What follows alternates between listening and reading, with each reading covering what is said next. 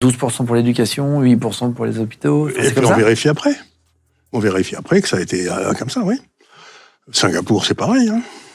C'est pas relié à la Chine, mais c'est pareil. Vous savez tout ce qui se passe. Alors, et à Singapour, si vous avez de la corruption à l'intérieur de l'État, en principe, le type, il a une espérance de vie qui raccourcit extraordinairement importante, parce que la grande nouveauté qui s'est passée en France, c'est quand j'étais enfant, vous aviez ce que j'appelais des moines soldats. Vous savez, les Guillaume, les Delouvrier, qui étaient les ministres de Gaulle, qui étaient des hauts fonctionnaires, et qui étaient complètement incorruptibles. C'est-à-dire que pour eux, c'était les hommes politiques qui étaient vaguement corrompus, parce que ça va avec le territoire, si vous voulez, c'était pas très grave. Souvent dans l'immobilier, mais enfin, on regardait pas trop.